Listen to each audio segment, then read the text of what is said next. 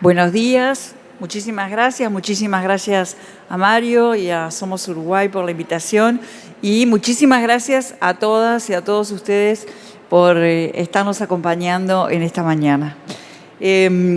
Bueno, no sé si ya empezamos, Bueno, nosotros tenemos un programa de gobierno, el programa del Frente Amplio. Es un programa que se ha construido con el trabajo durante más de un año de miles y miles de uruguayos de los 19 departamentos del país. A través de distintas comisiones se fue organizando toda una manera de que la información fluyera a través de distintos plenarios y asambleas hasta que se conformó nuestras bases programáticas que fueron aprobadas en el Congreso, ¿verdad? Un Congreso también con más de 2.000 delegados de todo el país.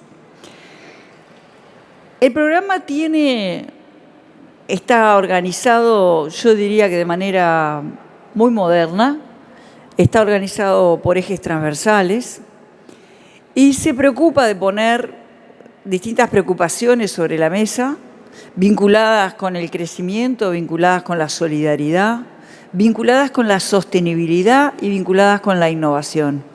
Y algunos ejes transversales muy importantes, como por ejemplo la cultura.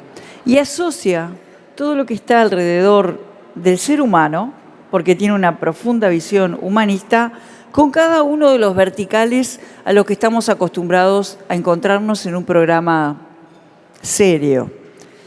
No tiene un capítulo de salud. La salud se expresa en distintos capítulos según el tema que estemos tratando. Hoy yo me voy a detener en uno o dos de esos verticales, es un programa muy vasto, y me voy a referir a los temas de desarrollo económico, pero tal como lo expresa nuestro programa, sin desvincularlo de nuestra condición humanista. Por eso creemos que hay que recomponer, que recuperar la capacidad que tiene Uruguay y que quedó demostrada en los gobiernos del Frente Amplio de crecer, pero al mismo tiempo distribuir. Y eso se expresa en esta gráfica. Nosotros tenemos en un celeste más claro el desarrollo del Producto Bruto Interno del Uruguay y en un azul tenemos el índice de Gini. Saben que es un índice que a nivel internacional mide la desigualdad de una sociedad. Cuanto más cercano a 1, cuanto más grande, más desigual es una sociedad. Cuanto más cercano a 0, más igualitaria es una sociedad. Y si se fijan en este... ¿Se ve el cursor cuando yo hago así? ¿No? ¿Sí? ¿No se ve? ¿Sí se ve? No se ve. Bien. Bueno, si se fijan en el cruce de caminos, verán que tenemos un índice de Gini en bajada, o sea, la igualdad aumentando, y un Producto Bruto Interno en subida, el país creciendo. Eso es entre los años 2005. Muchas gracias.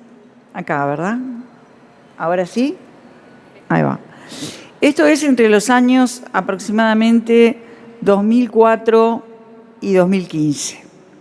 Acá tenemos un gran periodo de un crecimiento del Uruguay y un avance de la igualdad en Uruguay, que después se estancó. El Uruguay empezó a crecer más débil en 2015, 2019, y acá tenemos los últimos años donde el país está creciendo y la desigualdad también. Bueno, nosotros creemos que tenemos que volver a restablecer situaciones como esta. Un país que crezca y una igualdad que crezca, o sea, una desigualdad que baje.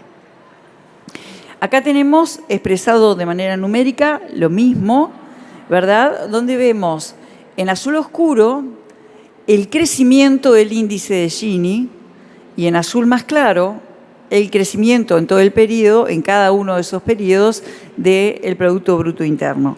Como verán, acá están los 10 años de los que hablaba hace un rato, donde el índice de Gini baja, lo cual es bueno, y hay un crecimiento muy grande del Uruguay. Y después tenemos crecimiento del Uruguay, pero con un índice de Gini que crece un poco en el 2015-2019 y crece bastante más en el 2020-2023. O sea, crece la desigualdad acá, decrece la desigualdad, crece la igualdad.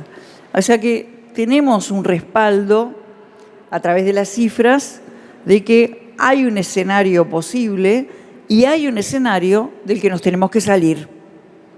Básicamente es eso. Y en la desigualdad tenemos 3 planos para analizarla.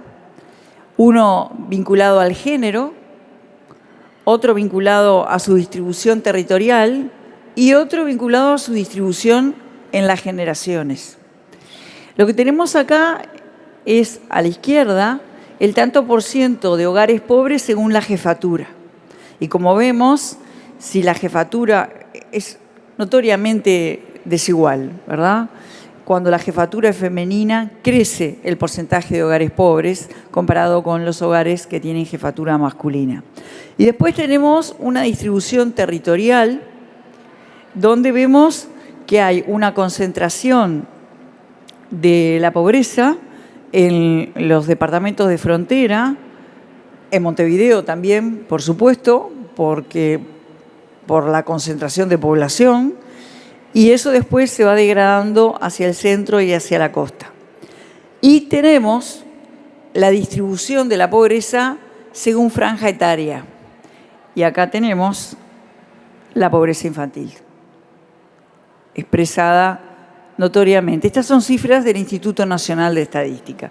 Entonces, esa desigualdad que hoy vimos que expresaba el índice de Gini se sustenta, entre otras cosas, en estos indicadores que convalidan la desigualdad medida por el índice de Gini y le muestran cuáles son esas caras de la desigualdad. Tiene cara de mujer, es una niña o un niño y tiene especial problemática en los departamentos de frontera y en Montevideo. Tenemos entonces, desde nuestro punto de vista, una sociedad en retroceso. Hace unos meses, Esponda, el economista Esponda, escribió un artículo muy bueno donde planteaba básicamente esto que estamos compartiendo con ustedes. Hay una manera usual, digamos, de libro, de medir el estado de salud de la economía de un país, que tiene que ver con las cuentas fiscales, tiene que ver con el crecimiento del Producto Bruto Interno, con la competitividad, con la productividad, y está muy bien. Él agregaba a eso, para tener la película entera, estos elementos que estoy compartiendo con ustedes. Si yo tengo un país en crecimiento, pero tengo un sistema carcelario que creció con una pendiente enorme y que ahora tiene 15.000 personas, cuando empezó teniendo a comienzos de este siglo unos 4.000 personas, tengo ese elemento. Tengo personas en situación de calle que ha tenido un crecimiento exponencial. Ha tenido un crecimiento exponencial donde hay concentración de población, en el caso de Montevideo y varios otros departamentos del interior, pero también está sucediendo, y eso lo estamos recogiendo en las giras que estamos haciendo, que en lugares del interior, incluso no necesariamente ciudades capitales, donde antes no existía la figura de una persona en situación de calle, empieza a existir. Entonces, ahí no impacta cuantitativamente, pero sí cualitativamente. ¿Por qué? ¿Por qué opino yo que impacta cualitativamente? Porque está demostrado, lamentablemente, que el ser humano se acostumbra a ver a otros seres humanos en situación de calle y pasamos a naturalizarlo como parte de algo que es natural en la vida. Por lo tanto, es un fenómeno que además de ser trágico para las personas que están en situación de calle, además de ser extremadamente problemático en términos de vida en comunidad para los vecinos del entorno, es complicado para una sociedad en la medida que se corre el riesgo de naturalizar que eso es parte de la vida. Por otro lado, tenemos un crecimiento importante de los homicidios, que son la forma en que se expresa in extremis la violencia en una sociedad. Desde nuestro humilde punto de vista, la vida humana es lo más valioso que hay, sin lugar a dudas, y las cifras de los homicidios expresan eso, el grado máximo de violencia. Si hay crecimiento en la cifra de homicidios, es que aguas abajo están pasando muchas cosas. Y esto también se está pasando. Y por otro lado, sorpresivamente, la cifra de suicidios, que golpea, debo decir, a varios colectivos. Esto está medido, son cifras oficiales. Lo que no se mide es cómo impacta a las localidades. Cuando uno viaja por el país, estas cifras dejan de ser cifras de manera notoria y son las historias de vida de personas que se conocen en las comunidades. Y por lo tanto, esto de vuelta, cualitativamente, impacta en la vida en sociedad. Entonces tenemos estos 4 elementos unidos a los elementos objetivos de aumento de desigualdad que nos hacen plantearnos la situación actual de retroceso como sociedad. Hace una década que no crecemos de manera importante, y esto se muestra acá, en esta gráfica. Tenemos los valores de crecimiento del Producto Bruto Interno. Se ve, ¿no? Sí, hay pantalla. Donde tenemos en la línea fina el promedio de crecimiento de todos esos años, que es un 1% anual, ¿verdad? Acá tenemos el gran golpe de la pandemia y lo que tenemos acá es, como esto fue un golpe muy grande, este es el efecto rebote. El crecimiento interanual da mucho más grande, aunque en términos absolutos no sea mucho más grande, porque acá hubo verdaderamente un retroceso muy importante. Pero básicamente el valor promedio de todos estos años ha sido del 1% anual. Entonces nos planteamos que para nosotros el gran desafío es recomponer de manera integral. Y para eso, recomponer en términos de la calidad de la vida en sociedad, que implica la calidad humana y que implica también un desarrollo potente del Uruguay, por los aspectos que estoy mostrando, porque en realidad Uruguay tiene una tendencia a un crecimiento que en promedio termina siendo el 1%. Entonces, ni desigualdad ni crecimiento tendencial. Tenemos que recomponer escenarios de alto crecimiento y de descenso de la desigualdad. Para eso, desde nuestra precandidatura, estamos trabajando, y hoy a las 7 de la tarde vamos a hacer la primera entrega. Estamos trabajando, nosotros decimos somos una precandidatura de propuestas. El programa marca las líneas problemáticas, marca los conceptos, marca las preocupaciones, marca algunos objetivos. Es un programa. Nosotros estamos planteando líneas de acción y por lo tanto hoy vamos a hacer la primera entrega de líneas de acción a las 7 de la tarde. Están todos y todas invitadas, va a salir también por YouTube y por las redes. Hoy nos vamos a concentrar en el plan de acción, en el plan de acciones inmediatas, porque entendemos que Uruguay, por lo que acabo de exponer bastante rápidamente, está viviendo en varios aspectos un panorama que tiene urgencias. Y un país sin presente no puede tener futuro.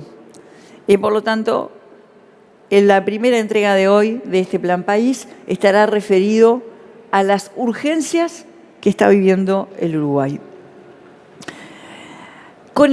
con el objetivo de lograr una sociedad más integrada.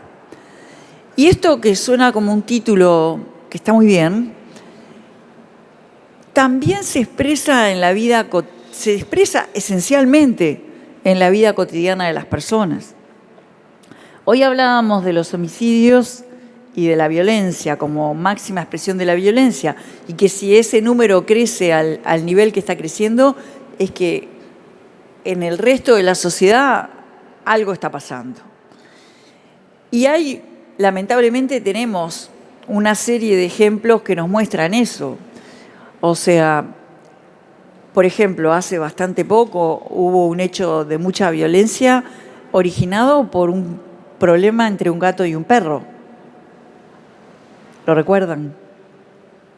Por una discusión entre dos personas, que una llevaba un gato, otra llevaba un perro, y terminaron con un intercambio absolutamente agresivo, hiriéndose. Entonces, ¿qué pasó ahí? ¿Dónde se resolvían antes esas cosas? ¿Por qué llegaron hasta ese límite? ¿Qué está pasando en la sociedad? ¿Qué está pasando con las familias? ¿Qué está pasando con los entornos del barrio? ¿Por qué no se están resolviendo estas cosas en el trabajo o en los clubes de barrio, en los lugares donde estamos juntos? Tenemos un problema grave con la violencia, tenemos un problema grave con la convivencia. Nos estamos retirando de los espacios públicos. Los espacios públicos se vienen abajo cuando la gente se retira. Por eso es tan importante cuidarlos y poner atractores del espacio público. Fíjense lo que pasa en Montevideo con el espacio Modelo, el ex Mercado Modelo, que techamos y que hicimos un parque multifuncional adentro del espacio Modelo, con juegos, espacio para skate, espacio para voleibol, espacio para básquetbol, mesas para que la gente se siente a trabajar, a estudiar, a comer lo que quiera. ¿Qué pasa con ese espacio? Se llena. No hay ni un problema de seguridad en ese espacio, porque es un espacio donde está conviviendo el barrio y empiezan a venir de otros barrios. Cuando las personas se retiran de una plaza, entonces otros colectivos toman ese territorio. Entonces, verdaderamente el problema de la violencia, de la convivencia, está impactando nuestras vidas y sobre todo el paisaje en el cual estamos criando a nuestros hijos y a nuestros nietos. Entonces, debemos ir hacia una sociedad integrada y debemos atender las urgencias que tenemos en este momento, vinculadas con la violencia, vinculadas con la salud, vinculadas con la educación. Me estoy refiriendo a las urgencias, a las cosas que no podemos ya mirar para otro lado. Me estoy refiriendo a los suicidios, me estoy refiriendo a la depresión juvenil. Nosotros no le podemos pedir a un docente que enseñe más bonito, que entretenga más a los alumnos, si en la clase tiene un contingente de jóvenes que incluso han pensado en el suicidio, o que están deprimidos, o que están viviendo una situación de violencia en sus hogares. Y la violencia está vinculado con la desigualdad, pero en el estado que está hoy la sociedad, la violencia basada en género no respeta ni territorios ni clases sociales. Entonces, verdaderamente estamos convencidos que precisamos una sociedad más integrada. Y por eso vamos a hacer hoy planteos específicos, medidas concretas para atacar todos estos flancos, algunas de las cuales están acá y yo ya las nombré. Ahora, una sociedad más integrada, un presente más civilizado, más orgánico, más saludable, para desarrollar una economía vigorosa. Y para desarrollar una economía vigorosa vamos a tener que también mirar otros parámetros de la historia del Uruguay. Porque, salvo excepciones, los niveles de inversión que hemos logrado en Uruguay han sido bajos. Y aquí tenemos los niveles de inversión a lo largo de los años, acá en esta línea fina, asumo que es un 20%, ¿no, Pablo? Es el 20% que siempre marcan los equipos económicos por encima del cual tenemos que estar. Bueno, estuvimos ahí de vuelta en el periodo 2005-2015.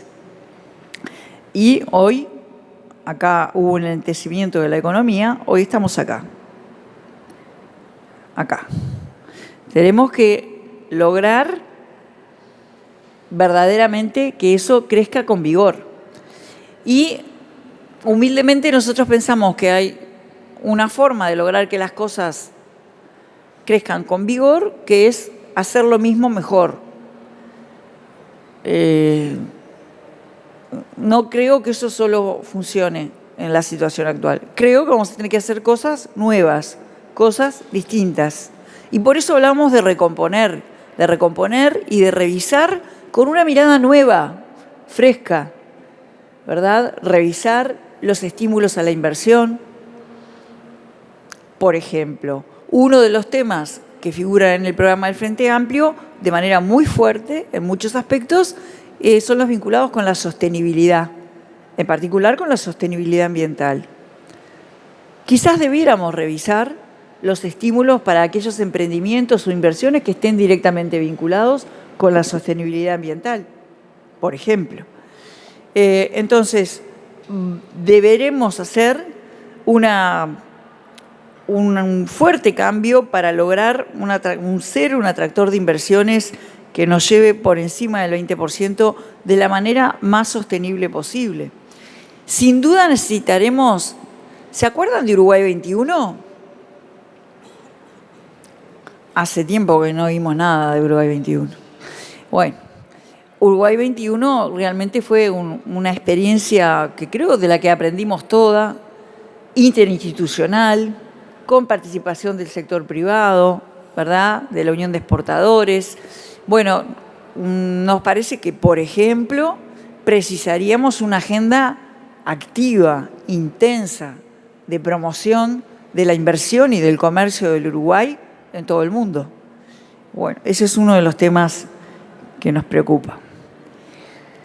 Necesitamos entonces ir hacia un crecimiento vigoroso, o sea, una sociedad vigorosa, saludable, con esperanzas, con perspectivas, no siempre tratando de ver en el presente, ¿verdad? Yo creo que es lo que todos queremos, sinceramente. Y ahí tenemos un tema que tiene que ver con la calidad institucional. La calidad institucional tiene que ver con el respeto a las instituciones, y las instituciones se respetan en una democracia por cómo trabajan y por cómo se conducen. No se impone el respeto a una institución. En una democracia el eje fundamental es la libertad, sin lugar a dudas. Por lo tanto, no se ordena a esta institución hay que respetarla. Ese respeto se construye. Para nosotros es muy importante la calidad institucional, que seamos cuidadosos con la función de las instituciones, que seamos cuidadosos y que promovamos la interrelación entre las instituciones alrededor de temas comunes. Casi ningún tema de los que son desafiantes para Uruguay lo va a poder resolver una institución sola. Un ministerio solo no va a poder resolver las urgencias de salud, ni las de seguridad, ni las de trabajo. Tiene que haber una interinstitucionalidad que ponga en el medio el problema. Y eso genera respeto. Cuando la ciudadanía ve, digamos, un esfuerzo mancomunado detrás de un problema común, responde, y responde con respeto. Por supuesto que tenemos, como decía recién, un tema desafiante como la promoción de inversiones, y tan desafiante como eso, el rol que Uruguay le va a dar a la ciencia en su desarrollo. A veces yo siento que nombramos a la ciencia porque intuimos que es algo que está bien, algo que hay que hacer. Está bien, porque quiero decirles que antes había que explicarlo eso. Ahora ya no lo tenemos que explicar. Ya todos decimos, ciencia no es mala palabra, no es una locura, no es un divague. Perdón que me exprese así, pero durante muchos años yo sentí que teníamos que expresar eso. Lamentablemente, la desgracia de la pandemia puso de relevancia lo importante que era tener ciencia desarrollada en Uruguay. La ciencia del Uruguay no hubiera podido hacer las contribuciones que ofreció, y que a veces fueron tomadas y a veces no, en particular las contribuciones que ofreció de manera gratuita el Instituto Pasteur, si el Uruguay no hubiera tenido hacia atrás décadas acumuladas de investigación en medicina, en matemática, en biología, en física. Por eso es importante que un país desarrolle la ciencia, porque es el capital del que se va a poder agarrar cuando no le quede nada, o cuando lo agarre un fenómeno para el que de incertidumbre. Nadie estaba preparado para la pandemia. Cuando las papas queman, una de las cosas que nos va a sacar es tener conocimiento autóctono, generado acá. Y también es lo que nos va a salvar si queremos cambiar la matriz productiva, que es lo que está arriba del todo. También es lo que nos va a salvar. Porque sin ciencia, la producción actual del Uruguay no puede cambiar. Y si la producción actual del Uruguay, sin cambiar la matriz productiva, lo mismo que estamos produciendo, en términos de rubros, ¿no? No me refiero a la misma soja, sino estamos produciendo soja, tal grano, tal otra cosa. La misma producción, si no incorporamos de manera que escale ciencia, va a llegar un momento que o va a vender a precios más bajos de lo que podría, cosa que quizás ya esté pasando, o no va a poder colocar sus productos. Porque el mundo donde nosotros colocamos nuestros productos generalmente es el mundo desarrollado. O es un mundo, digamos, ¿dónde queremos colocar los productos? ¿Dónde nos paguen más? ¿Dónde nos van a pagar más? Y cuando el producto provenga de un proceso que respetó el ambiente, donde tenga mejor calidad. Bueno, eso necesita la incorporación de conocimiento, de ciencia. Y sin lugar a dudas, sin ciencia, sin matemática, no existiría la inteligencia artificial. Y hoy, creo que por suerte también, después de ChatGPT, es más fácil hablar de inteligencia artificial, que es mucho más que ChatGPT. Y que lo que tiene atrás, inmediatamente atrás, es matemática. Entonces, aunque no todos trabajemos en inteligencia artificial, ¿verdad? Tenemos que incorporar como sociedad verdaderamente en el núcleo de nuestra estrategia de desarrollo una fuerte promoción desde la escuela de la ciencia, desde la escuela. Inserción internacional, por supuesto. Verdaderamente el ritmo de inserción internacional en estos últimos años ha bajado muchísimo. No hemos adelantado en la apertura de mercados o en la apertura de nuevos productos en los mismos mercados que tenemos. Seguramente hemos conversado bastante con nuestro equipo, cuidar un poco más la promoción de competencia, fortalecer la institucionalidad en términos de la promoción de competencia dentro del Uruguay y, por supuesto, los pilares, digamos, de desarrollo sostenible, cuidadoso del ambiente, de resolución de temas del ambiente. Resolver temas del ambiente genera trabajo, genera oportunidades, genera desarrollo. Y para todo eso precisamos estabilidad macroeconómica, ¿verdad? Porque, como nos gusta decir, no es posible un proceso de desarrollo en el desorden económico, y capital humano, sin lugar a dudas. Para estas cosas, Uruguay tiene buenas bases. Algunas las tenemos que reconstruir, otras le tenemos que meter con tutti porque nos falta ritmo, nos falta escalar, pero tenemos buenas bases. Yo hoy hablaba de la producción actual.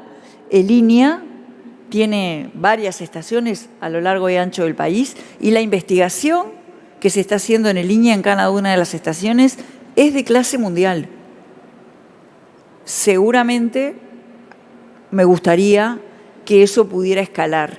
El INEA tiene, ¿verdad?, intercambios y una relación muy buena e intensa con varios productores.